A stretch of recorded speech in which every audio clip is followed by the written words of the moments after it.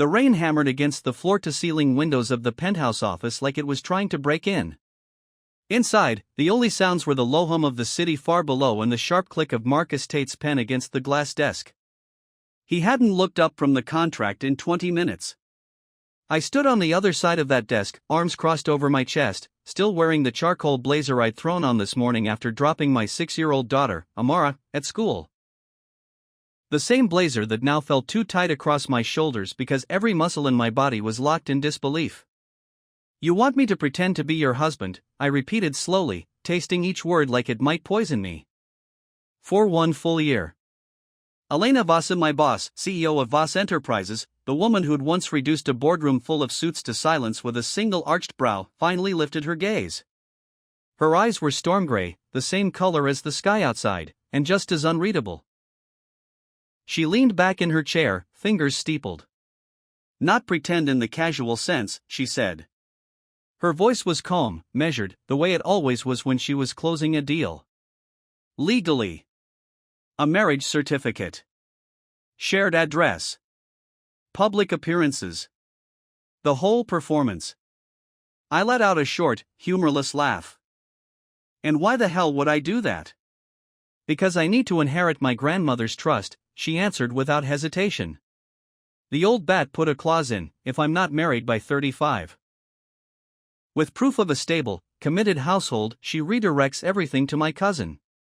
35 is in 11 months. The trust controls 68% of the company. If I lose it, Voss Enterprises gets carved up and sold. Thousands of jobs vanish. Including yours." I stared at her. She stared back. No pleading. No dramatics. Just facts, laid out like quarterly reports. "And you picked me," I said. It wasn't a question. "You're reliable. Discreet. You already know the inner workings of the company better than most VPs." And she paused, the first crack in her composure, so small I almost missed it. "You're a father. That sells the stable household narrative better than some single playboy from finance would." I felt the muscle in my jaw jump. Amara's face flashed in my mind, her gap-toothed grin when she showed me her latest drawing, the way she still crawled into my bed at 3 a.m. when nightmares came. Single dad for 4 years now. Widowed at 29. I'd built my entire life around keeping her world steady.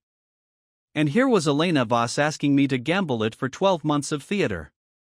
"What's the compensation?" I asked, because I wasn't fool enough to pretend money didn't matter. $3 million up front, placed in a trust for Amara. Another 3 at the end of the year if we pull it off without scandal. Full medical, private schooling through college, paid leave whenever you need it. And after the year ends, an uncontested divorce. Clean. No strings. I exhaled through my nose. $6 million could change everything. College funds. A house instead of an apartment. Security if anything ever happened to me. But $6 million couldn't buy back time. Couldn't undo nights when Amara would ask why mommy's not coming back. Couldn't erase the risk of her seeing me play house with another woman and wondering what family even meant anymore. I stepped closer to the desk. And living arrangements? She didn't flinch. My townhouse in Georgetown. 4 bedrooms. Plenty of space. You and Amara would have the East Wing private entrance if you want it. Separate lives under the same roof. I leaned forward, palms flat on the cool glass. So, we're sharing a bed? The question hung between us, heavy and deliberate. Elena's throat moved in a single, controlled swallow. For the first time since I'd walked in here, something flickered behind those storm eyes. Something that looked dangerously close to heat. "No," she said, quieter now. "Separate bedrooms. Always. This is business, Marcus."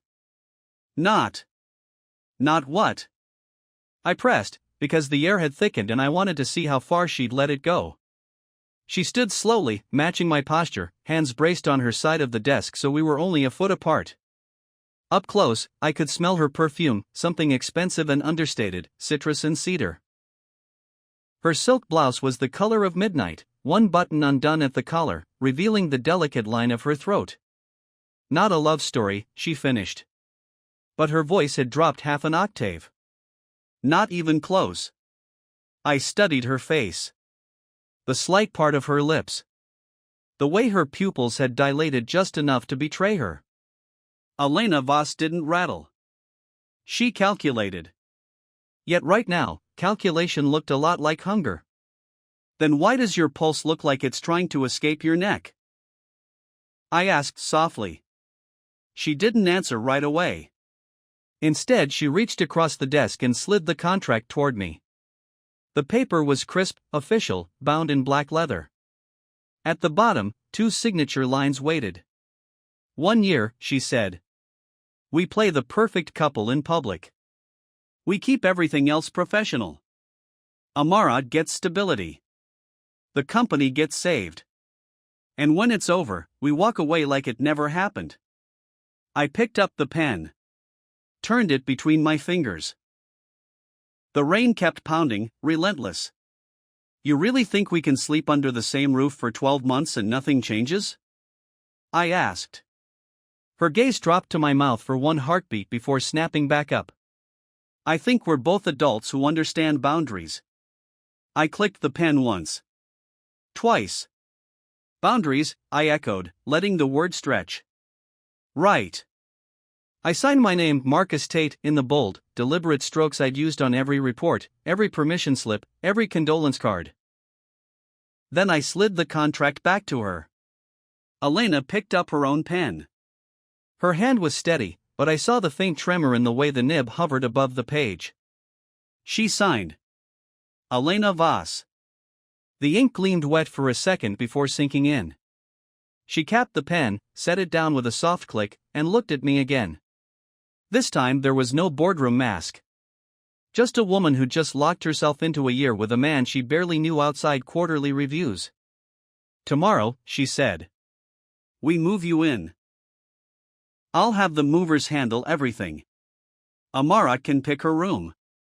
I nodded once. She'll want the one with the window seat. She likes watching the streetlights. A ghost of a smile touched Elena's lips, small, unguarded. Noted. I straightened, adjusted my tie. One more thing. She tilted her head. Yes? When we're alone, no cameras, no board members, no nosy assistants, don't call me Mr. Tate. Call me Marcus. I paused. Husbands usually get first names. Her breath caught. Just a hitch, barely audible over the rain. And you, I continued, stepping around the desk until I was close enough that she had to tip her chin up to meet my eyes, get to call me whatever feels right. But when Amara's around, it's Dad. Always. She searched my face. Whatever she found there made her exhale slowly. Understood. Marcus. The sound of my name in her mouth hit different, lower, softer, like she'd tested it in private before now. I held her gaze another beat.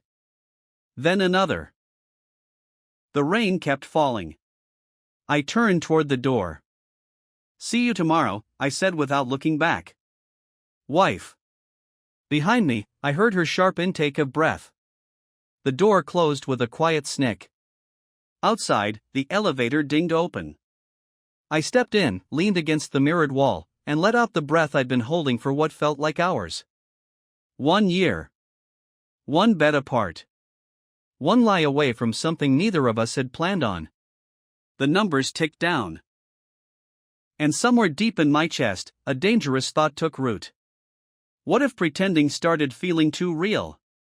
The elevator doors slid shut, sealing me in with the echo of her voice saying my name. 1 year. God help us both.